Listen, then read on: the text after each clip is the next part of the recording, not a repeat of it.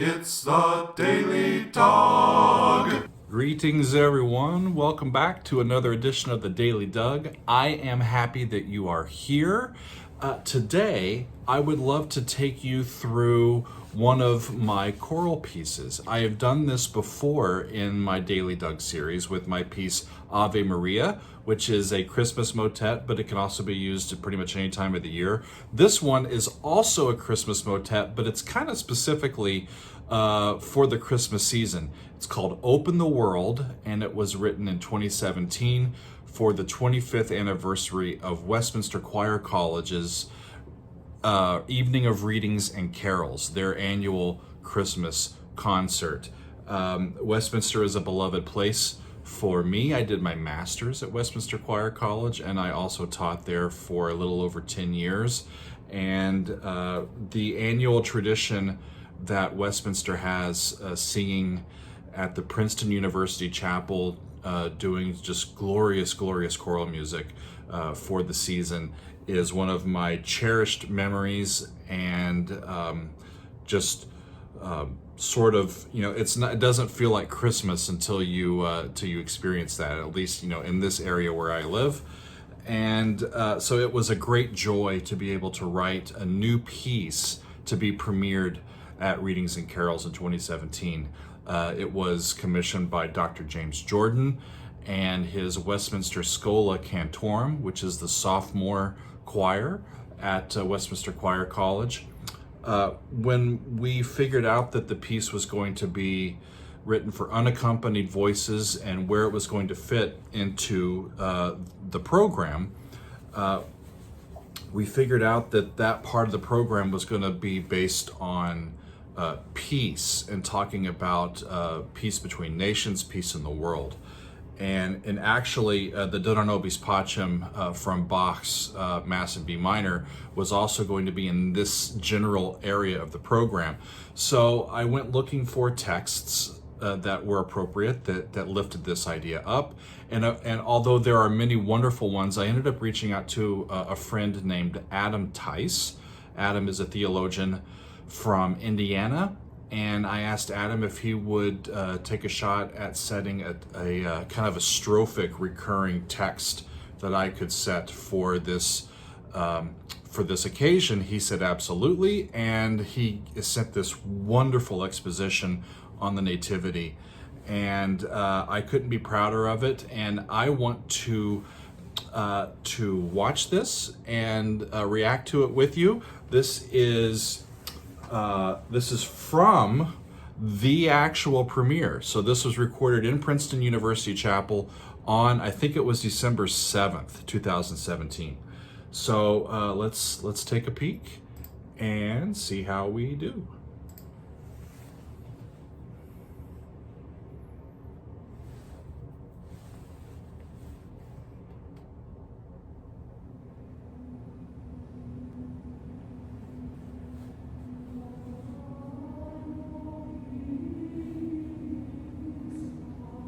Unison altos and tenors, you hardly ever get a chant that high, but I set it for those voices.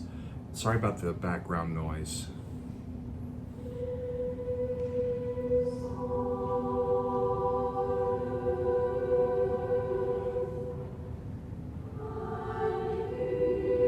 So this is a cascading, sort of unfolding. It's a depiction of Jesus coming down to earth, right? In the theological realm. Coming back to that B natural focal point, that return point, and we flip into the home key, E major, for this first sort of verse.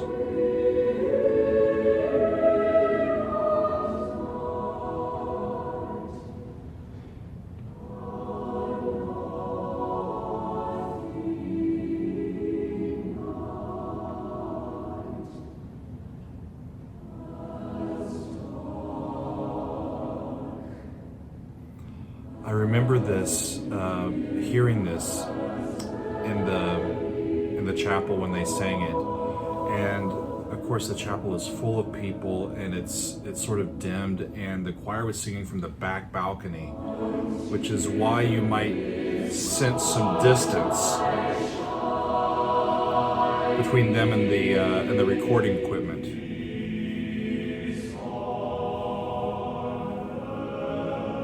So we had the first sort of verse, and then that flows into this sort of repetitive Peace on Earth section.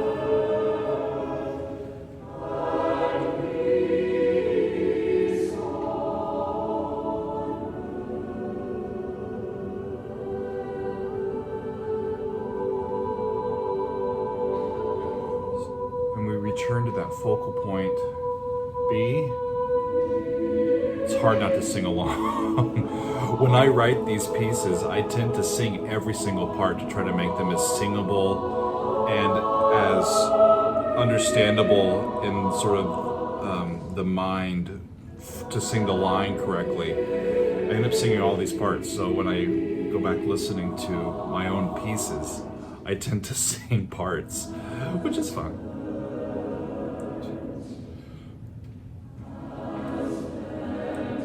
The form of this is strophic, so you'll notice that this section is very similar. In fact, it's the same music as you heard in the first verse. We've just put in different words for the second verse. And now when we go to Peace on Earth, it goes somewhere completely different. It opens up.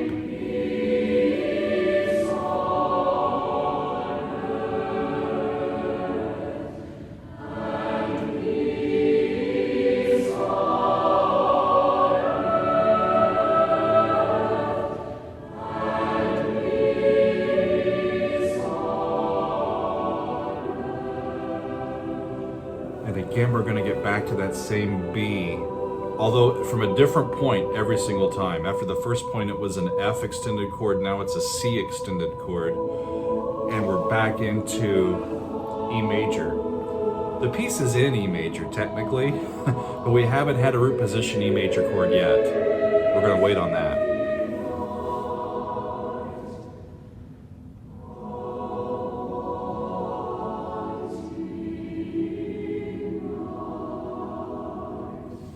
Chords are all really closely voiced to try to get the choir to sound as cohesive a unit as possible.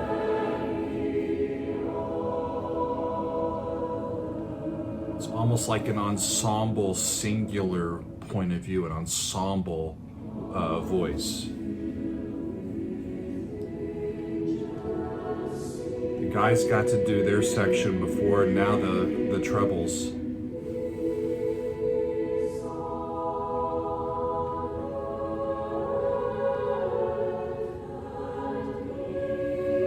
And this actually is backwards. The initial sort of cascading down, this does that in reverse.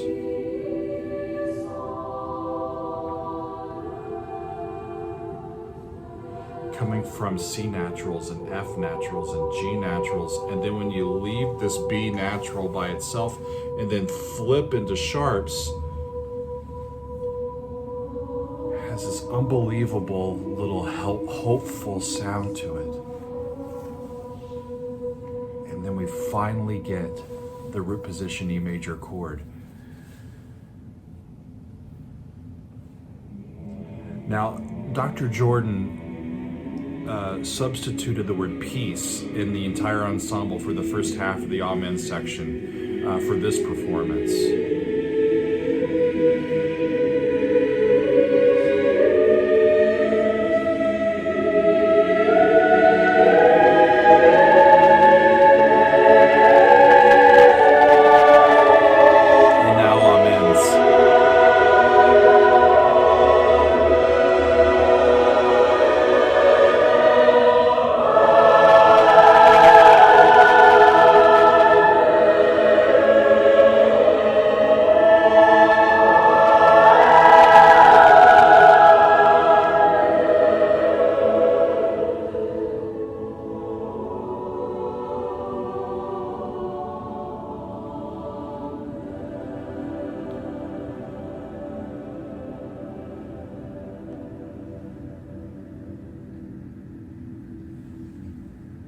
kudos to Dr. Jordan and the choir.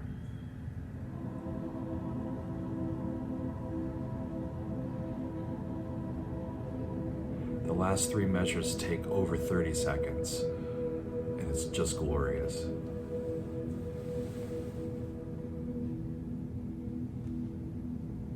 Still going. Isn't that wonderful?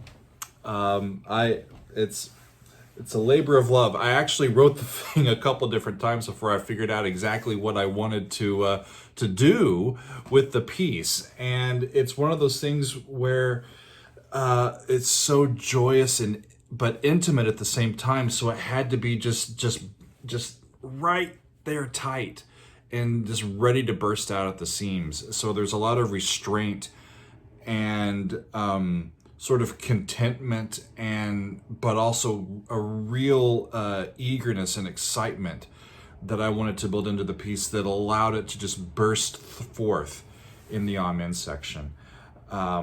It's one of my favorite little motets that I've ever put together, and it is available for purchase. How about that?